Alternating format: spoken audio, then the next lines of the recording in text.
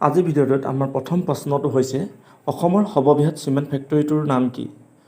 Option A Dima Hasao, option B Hamren, option C Bokajan, option C এটাও নহয়। শুদ্ধ উত্তৰটো হৈছে অপশ্যন চি বোকাজান। আজি ২ নম্বৰ প্ৰশ্নটো হৈছে বোকাজান চিমেণ্ট ফেক্টৰীটো কিমান চনত প্ৰতিষ্ঠা হৈছিল? অপশ্যন এ 1977 চনত, অপশ্যন বি 1988 চনত, অপশ্যন চি 1975 চনত, অপশ্যন ডি এটাও নহয়।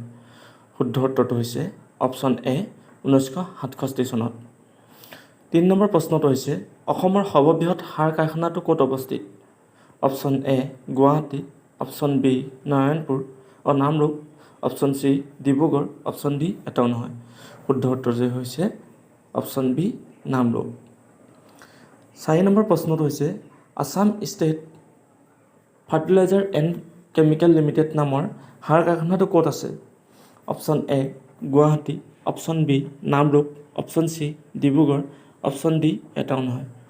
শুদ্ধ উত্তৰটো হৈছে অপশ্যন এ গুৱাহাটী। ৫ নম্বৰ প্ৰশ্নটো হৈছে Assam state fertilizer and chemical limited নামৰ সাৰ কাৰখানাটো কিমান চনত প্ৰতিষ্ঠা হৈছিল? অপশ্যন এ 1962 চনত, অপশ্যন বি 1972 চনত, অপশ্যন চি 1980 চনত, অপশ্যন ডি এটাও নহয়।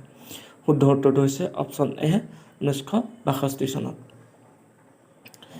৫ নম্বৰ প্ৰশ্নটো হৈছে অসমৰ প্ৰথম চেনিকল প্ৰতিষ্ঠা ক'ত হৈছিল? Option A Guwahati, option B Golaghat, option C Nagaon, option D এটাও নহয়। শুদ্ধ উত্তৰটো হৈছে অপশ্যন এ গুৱাহাটী। ৫ নম্বৰ প্ৰশ্নটো হৈছে অসমৰ প্ৰথম চেনিকল প্ৰতিষ্ঠা কিমান চনত হৈছিল?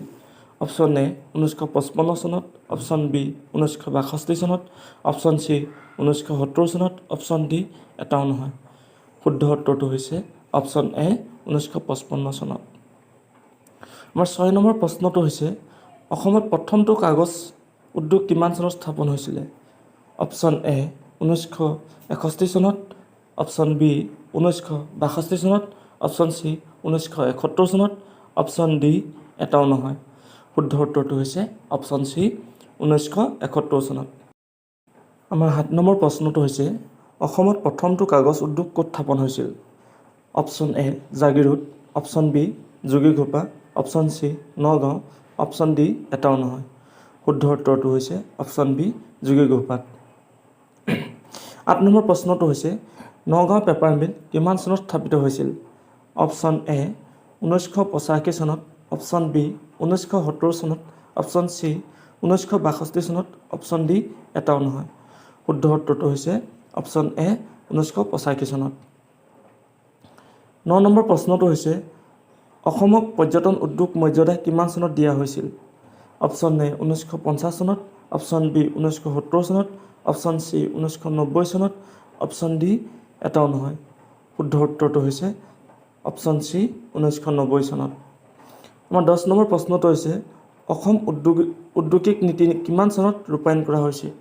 অপশ্যন এ 1984 চনত, অপশ্যন বি 1970 চনত, অপশ্যন চি 1990 চনত, অপশ্যন ডি এটাও নহয়। শুদ্ধ উত্তৰটো হৈছে অপশ্যন এ 1984 চনত।